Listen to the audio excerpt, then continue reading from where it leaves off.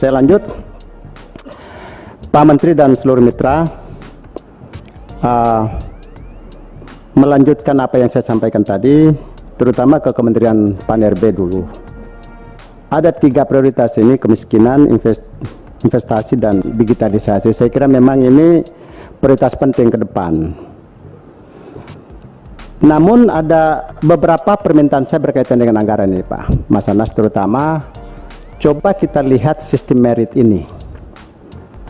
Hasil investigasi saya ke banyak pegawai negeri di Indonesia, terutama di masa reses, terkesan di mata saya bahwa sistem merit ini telah menciptakan punish and reward di dalam sistem birokrasi Indonesia. Menurut psikolog Alder mengatakan bahwa kalau sistem punish and reward itu kecenderungannya itu nasib pegawai negeri kita diberserahkan kepada pemimpinnya. Nasib saya seserahkan yang menilai pemimpin. Akibatnya mungkin bagian daripada itu, Pak Menteri, banyak sekali pegawai negeri yang bekerja bukan karena semangatnya untuk mencapai visi misi, tapi lebih kepada bagaimana penilaian pimpinan, karena yang memberikan otorisasi, yang menilai, mengevaluasi pimpinan. Sehingga banyak sekali, karena kita sama pernah di daerah, kalau kepala seksinya pergi, kepala bidangnya pergi, kepala dinasnya pergi, maka semua ASN itu dianggap istirahat di rumah. Ini efek daripada reward and punish. Oleh karenanya maka kaitannya juga dengan KSN. Ini kan juga berkaitan dengan reward and punish ini. Artinya beberapa rekomendasi menurut Bung tadi, ya aparat sipil negara tidak bisa dipolitisasi, tapi begitu pejabat tinggi naik karena politik, di mana juga aparat negara juga kadang-kadang juga ikut berpolitik, ikut itu memihak. Persoalannya menjadi tidak sederhana barang ini.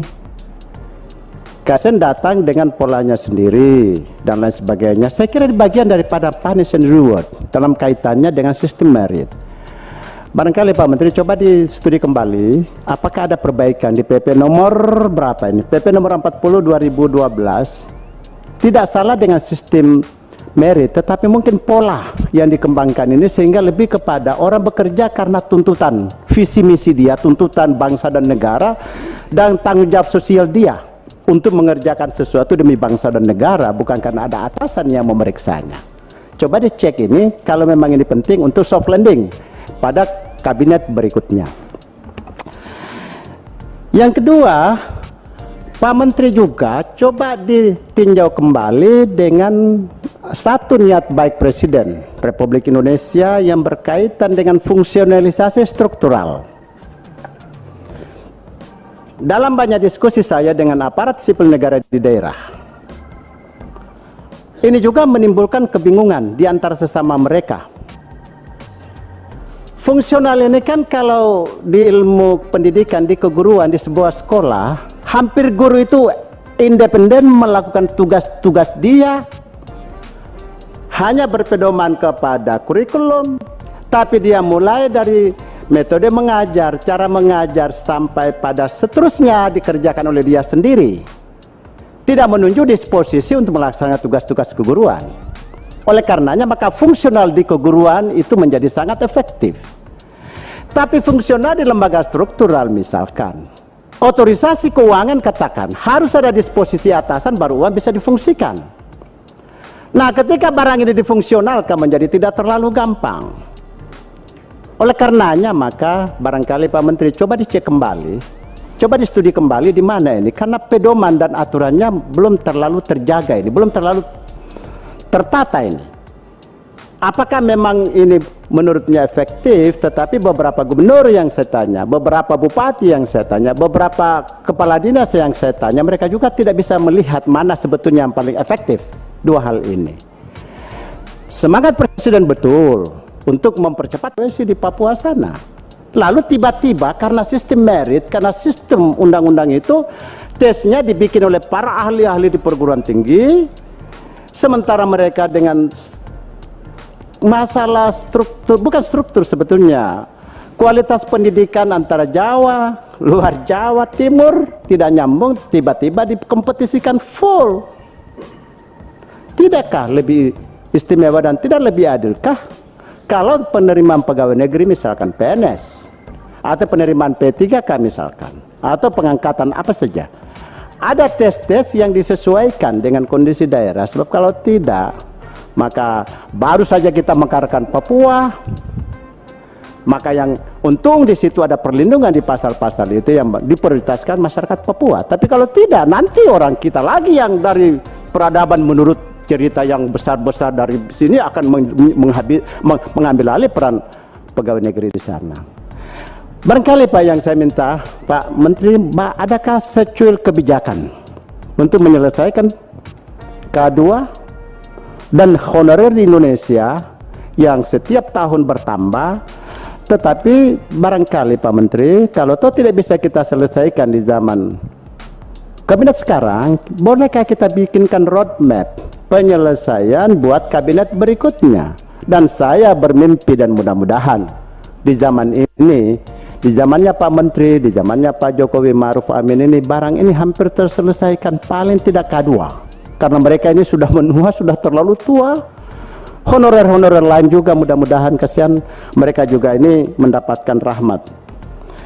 Yang terakhir, ini BKN, KAN, KASN, LAN yang mengerti ini hanya Komisi 2, bagaimana hubungan-hubungan interaksinya dan perannya, mungkin dengan gubernur, bupati, tapi masyarakat tidak terlalu mengerti. Sementara ekosistem negara ini harus dimengertikan seluruh sistem, terutama yang berkaitan. Karena kita bicara negara, kita bicara sistem, berarti ekosistem, pematangan ekosistem. Ombudsman, Pak, terlalu banyak masyarakat nggak paham Pak Ombudsman ini sebetulnya apa ini barang. LAN juga. Sehingga saya, pimpinan, saya merasa dari anggaran ini, bolehkah ada, kita ambil 5% dari anggaran ini untuk diseminasi. Pada level kabupaten, provinsi, mengertilah. Ini kami dari Pan-RB ada semacam, ada beberapa lembaga yang saling interaksi karena usernya itu sasarannya masyarakat, harus mengerti komponen-komponen masyarakat, representasi dari masyarakat Indonesia itu paham. So, kalau tidak, bagaimana bisa menggunakan lembaga-lembaga ini kalau mereka tidak paham? Oleh karena kebetulan kita lagi mengelola anggaran, pembicaraan anggaran, saya sebagai anggota komisi sudah sangat bahagia sekali.